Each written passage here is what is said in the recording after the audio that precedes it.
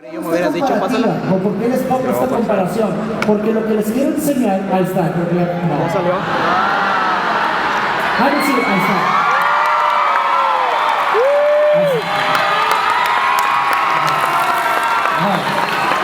¿Quién les toma? Pues ya puede ser más visual. ¿Quién les toma?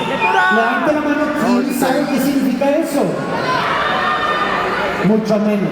Y es justo eso, la gente que sí sabe qué significa eso, quien sabe interpretarlo es porque en algún punto lo aprendieron porque alguien les pasó esa información. Hubo un maestro que se metió en una clase de música y le enseñaron qué significaba eso, pero no todo el mundo sabe. Y sin embargo son dibujos, no dejan de ser dibujos que simplemente les enseñaron la información para poder interpretarlos. Entonces, ¿qué nos dice esto? ¿Por qué hago esta comparativa? Porque es importante, porque eso nos dice cómo funciona nuestra mente. Todos nacemos en blanco. Nadie nace con esa información. Tú no naciste con la información de que ese dibujo de división significaba división. Tú no naciste con la información de que ese pentagrama significaba lo que significaba. Todos nacemos en blanco. Nuestra mente nace en blanco y a través de nuestros sentidos, a través de nuestras experiencias y aprendizajes, vamos adquiriendo la información con la cual nos relacionamos con el mundo. Piensa, por ejemplo, en el idioma. Nosotros, cada uno de nosotros que estamos aquí, hablamos un idioma en particular, que es el idioma español. Y por eso me están entendiendo. Pero ustedes no nacieron con ese idioma. Alguien se lo tuvo que enseñar. Así como una persona en Estados Unidos, pues no habla español, habla inglés. ¿Por qué? Porque alguien se lo enseñó.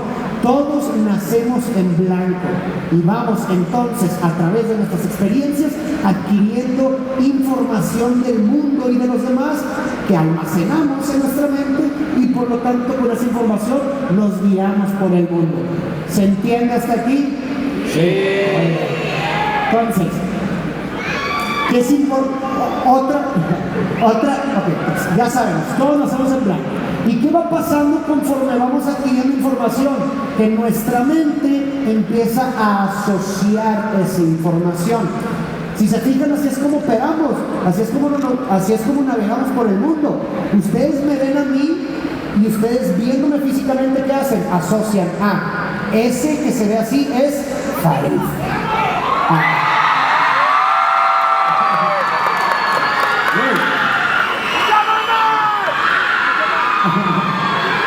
Gracias. O por ejemplo, vieron el dibujo de la división y que lo vieron y que dijeron, asociación, asocio ese dibujo con la división. Entonces nuestra mente funciona por asociación. Vamos relacionando las cosas que vemos con significados que vamos aprendiendo y así es como nos guiamos por el mundo.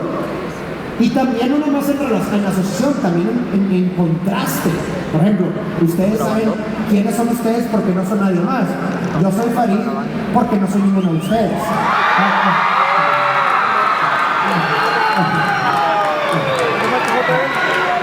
Sí.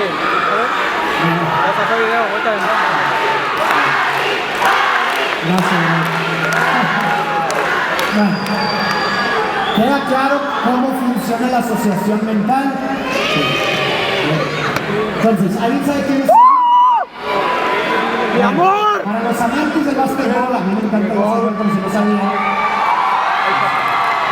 Pero él es Kobe Bryant, que en paz descanse, murió trágicamente hace algunos años. Pero hay algo particular que podemos utilizar de la historia de Kobe Bryant para ver cómo lo que acaba de mencionar se refleja. Ahora, ¿alguien sabe quién es este otro que está aquí? Michael Jordan. ¿Saben quién es él? Sí, bueno, ese es el mejor jugador de todos los tiempos. Así es. Bueno, les voy a enseñar una serie de fotografías a continuación de Kobe, en donde se contrasta a Kobe Bryant con Michael Jordan en diferentes partidos y diferentes etapas de su carrera. Y quiero que pongan mucha atención en las imágenes que les voy a mostrar y en un video que les voy a mostrar para ver si logran notar algo. Quiero que pongan atención. Necesitan poner atención para ver si encuentran un patrón. Y ahorita les voy a preguntar a ver qué es. Esta es la primera foto. Segunda foto. Tercera foto.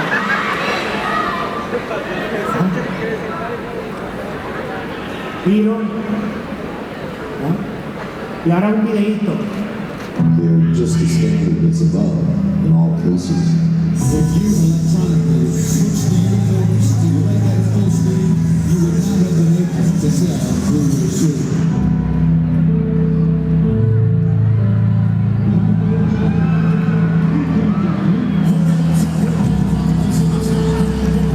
This man, when you think about Michael Jordan, closest to get to Michael, it's been Kobe Bryant. A ver, alguien que viste qué fue lo que vio. ¡Asociación!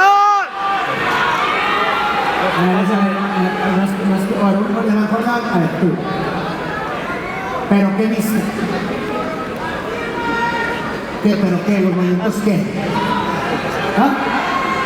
Son los mismos movimientos.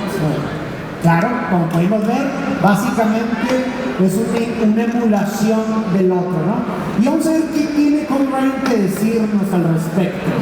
Vamos a ver qué nos dice Kobe Bryant sobre esto. Achis, ¿y ahora? Ahí está. Ahí está. Dice Kobe Bryant.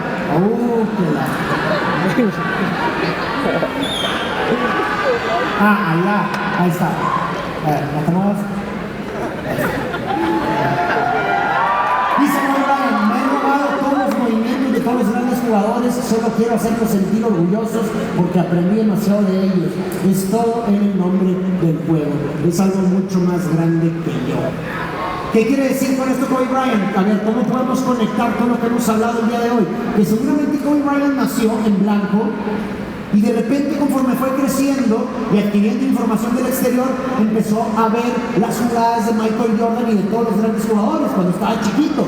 Entonces, como mientras él veía las jugadas de Michael Jordan y de todos los grandes jugadores, fue aprendiendo esos movimientos visualmente hasta el punto en donde cuando terminó el jugando, sin darse cuenta, empezaba a jugar con las mismas jugadas de ellos mismos, porque fue todo lo que vio desde chiquito. Y está comprobado en psicología, sabemos que la gente podemos aprender conductas a través del modelaje, a través de la imitación. A ver, levante la mano a quien no le ha pasado, seguramente inconscientemente de repente hace algo, un gesto o dice una palabra o reacciona de una cierta forma y de repente dice, no manches, mi papá o mi mamá hacen lo mismo. Levante la mano. Todo nos ha pasado. ¿Por qué? Porque justo es eso. Nuestros papás siguen como nuestros modelos primarios de conductas y nosotros a lo largo del tiempo, por haberlos visto mucho tiempo, modelamos e imitamos ciertos comportamientos que se van instaurando en nuestro sistema. Entonces eso es lo que estaba pasando con Kobe Bryant.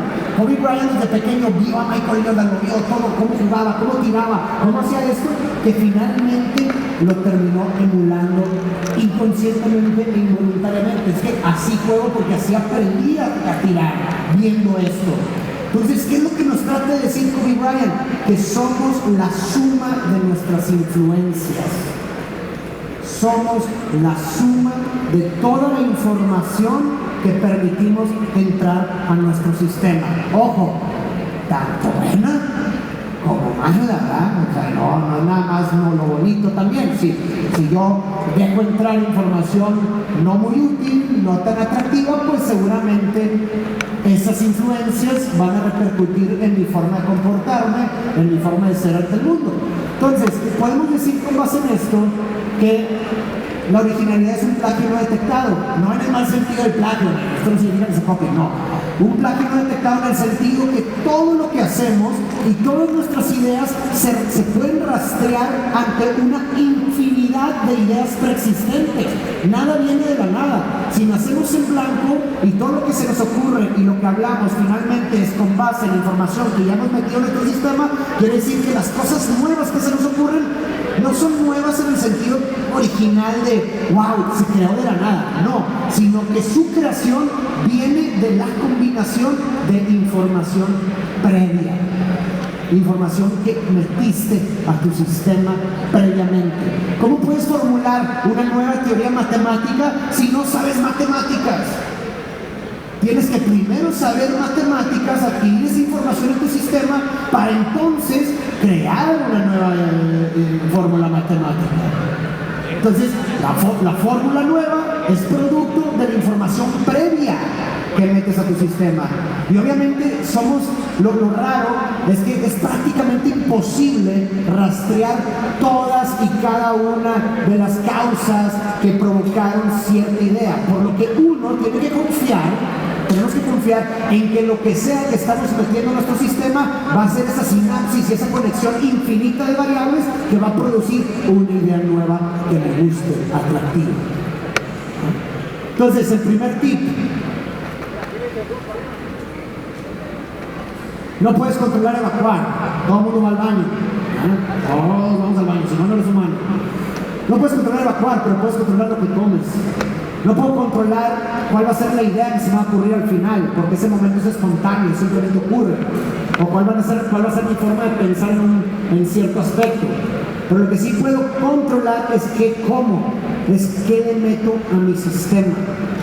Y esto lo podemos hacer voluntariamente, esto lo podemos hacer conscientemente, porque muchas veces nos pasamos el tiempo en las redes, por ejemplo, que es una de las mayores fuentes de información actualmente, y de forma involuntaria y automática de repente nos terminamos pasando 6 horas, ¿no? en el TikTok o en el Instagram, y de repente pasan 6 horas y dices, wow, se me fue el tiempo. ¿Y qué metí a mi sistema? Pues no hay tú a saber. Pero muchas veces no nos hacemos esas preguntas y simplemente pasamos los días automáticamente metiendo cualquier cosa en nuestro sistema. Pero todo cambia cuando lo haces consciente, porque cuando lo haces consciente, entonces tú ya puedes ejercer un control sobre la situación. Si yo no estoy consciente de que lo que meto a mi sistema va a repercutir en mi forma de pensar, en las ideas que genero, pues voy a seguir así. Pero de repente, si digo, espérate, esto que estoy viendo va a repercutir en eso, entonces es que mejor voy a cambiar mis influencias. Y entonces esta es una pregunta que insisto, si lo haces automáticamente, sin fijarte qué es lo que estás consumiendo, pues muy probablemente va a salir algo como esto, ¿verdad? Pero la pregunta que les quiero dejar justamente es, ahí está, ¿quién y qué te está dando de comer? O sea, la libertad, la verdadera libertad está en la conciencia de las causas que nos condicionan. Esa es la verdadera libertad, en estar consciente de todos esos procesos que pasan desapercibidos y de forma automática. El por qué haces lo que haces, el por qué piensas lo que piensas. Esa es la verdad, esa conciencia es la verdadera libertad. Entonces, ahorita ustedes, quizás muchos de nosotros, no estamos conscientes de quién y qué nos está dando de comer. Entonces el primer paso hacia el control y hacia la libertad sobre lo que consumimos está en el cuestionamiento, está en la pregunta: ¿qué estoy metiendo en mi sistema? ¿Qué estoy viendo en 6 horas que paso en el celular? ¿En 4 horas que paso en el celular? ¿Qué estoy comiendo? Por eso, yo sé que videos, pero el tema no es el formato, el tema es el fondo. Estoy aprendiendo algo nuevo, estoy aprendiendo sobre temas que me apasionan, que me van a ayudar en algo. Esa es una pregunta que hay que hacernos. Algunos podrán contestar que sí, otros podrán contestar que no. Ya es una respuesta personal. Pero el primer paso o lo importante es hacerlo consciente. Y ya tú decides si quieres seguir viendo lo que estás viendo adelante. Es tu vida y eres libre de hacerlo. Pero que sea algo consciente, algo que no estás haciendo de manera automática.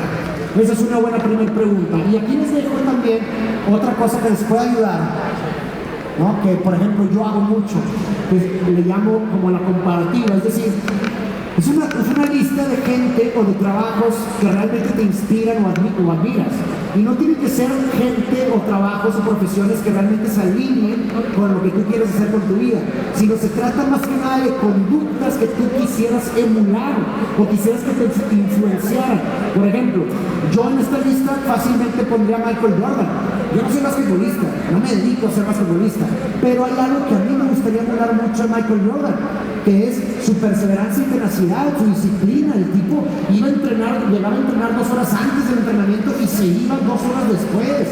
Esa disciplina yo la quiero emular, me gustaría emularla. ¿Por qué? Porque eso me puede servir a mí, esa conducta me puede servir a mí para mi trabajo. Entonces yo trato de levantarme muy temprano, trabajar, trato de salirme después, muy de noche, ¿verdad? Y soy muy disciplinado, tengo una estructura muy disciplinada, y eso lo he emulado porque pienso en la conducta de Michael y digo, yo quiero esa excelencia. Entonces muchas veces cuando logramos tangibilizar y poner en papel aquellas conductas que nos gustaría emular, se puede volver más fácil aprenderlas. ¿no? Porque ya tienes un ejemplo visual. Otro ejemplo también puede ser no necesariamente de gente externa que haga cosas que te gusten, porque pues obviamente eso te va a ayudar a aprender, sino también puedes crear tú un modelo ideal de ti mismo o de ti misma. Es decir, a ver, ¿cómo se comporta el Farid de 2 años, de aquí a 2 años, o de aquí a 3 años? ¿Cómo es? ¿Cómo me gustaría que fuese? ¿Qué libros consume? ¿Qué contenidos ve? ¿Cómo se relaciona con su pareja? ¿Cómo es? Entonces, en la descripción de conductas que te gustaría emular, en esa mera descripción puede ser suficiente para empezar a aprender esas conductas. Entonces, este es un ejemplo también que les quiero dejar para que se lo lleven a casa. Piensen ustedes en qué contenidos, qué conductas, qué pensamientos de ciertas personas que sirven como modelos o de ti mismo en un futuro te gustaría emular y aprender, para que teniéndolo tangiblemente como ese recordatorio puedes empezar a sumergirte en ese camino de aprendizaje, ¿no? Y a lo mejor puedes salir a casa, ¿no? Segundo punto, más para acá. Haz y retroaliméntate. Levante la mano aquí. ¿Quién alguna vez pudo llegar a un punto donde se le ocurrió hacer algo o quería hacer algo, lo tenía claro, pero nunca lo llegó a hacer porque digo, es que no, me voy a esperar hasta que sea perfecto? O no, es que no sé, estoy un poco inseguro porque quiero que me deje dar miedo para empezar a hacerlo. Levanta la mano aquí en la pasada, a la gran mayoría de la gente. Entonces, esa típica idea de que no, es que todavía puede mejorar y por eso no lo hago, es más autosaboteo que realidad. ¿Por qué? Porque todo siempre puede mejorar. Nunca nada es perfecto en primera instancia. El problema es que nunca vas a saber qué puedes mejorar si no tienes un punto de referencia. Seguramente les ha pasado, a mí me ha pasado mucho que se te ocurre una idea de cómo hacer algo, pero cuando lo llevas a la práctica te termina saliendo muy diferente a como lo habías pensado, porque la idea es muy diferente a la práctica. No obstante, a la hora de hacerlo y materializarlo, ya tienes un punto tangible de dónde partir y qué mejorar. Si yo nunca llevo a cabo ninguna idea, si nunca hago nada y no tengo ese punto de referencia, nunca voy a saber qué es lo que puedo mejorar, porque nunca supe cómo me fue en la práctica. Entonces, el segundo punto para someter en un proceso de mejora continua y producir nuevas ideas es hacer, intentarlo, generar un punto de referencia, porque para saber cómo mejorar se necesita tener algo que mejorar. Y para tener algo que mejorar, pues se necesita hacer eso, materializarlo, intentarlo. Porque ahí es donde vas a darte cuenta, mira, ya vi, esto lo hice mal, o mira, ¿sabes qué? Cuando traté de decir esto, de dibujar esta parte, o hacer esta cosa, ahí me tambaleé un poquito, entonces tengo que mejorar eso. Entonces ahí te sumerges en un proceso de mejora continua. Y les voy a poner un ejemplo práctico y real de mío mismo, de cómo esto se manifiesta en mi caso. Les voy a mostrar un video, que fue el primer video que hice en Tommy.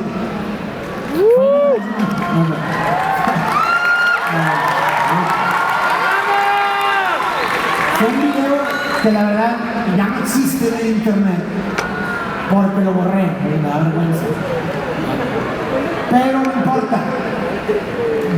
Les voy a enseñar por qué tuvo sentido haberlo hecho. Pero esto fue en 2016, hace 7 años. Es un video, un poco de contexto. Había ganado Donald Trump en Estados Unidos en el 2016 la presidencia, y ya es que tenía un discurso medio así como que la gente no sabía si le estaba echando mucho a los latinos, a los mexicanos, entonces como que había cierta incertidumbre, y ahí voy yo indignado a hablar, ¿no? Hice un poema muy chafo, la neta, y pues a través de ese poema quise decir algo.